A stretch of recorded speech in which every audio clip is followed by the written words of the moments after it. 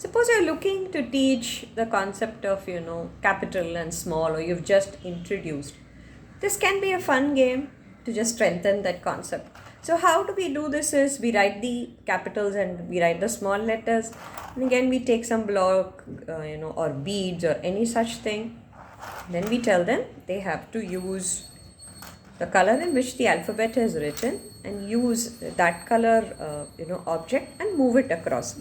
So this way, so you go A with A. So, and then again next here.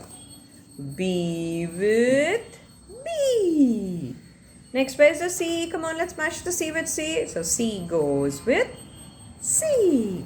And then D with D. So D goes with D. You can try this out for alphabets, numbers, or if they find this very silly, you can make them draw the line on top of that.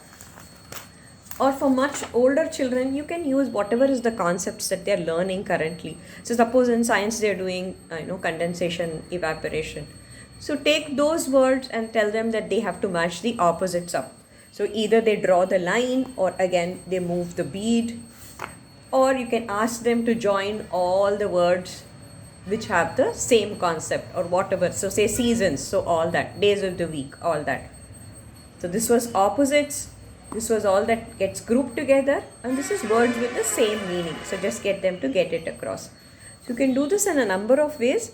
This activity will help them with their spellings, word recognition and strengthening the concept, because as we know, repetition is what will strengthen a concept, and we cannot make them do it again and again just by saying. So this would be a way we could repeat and strengthen.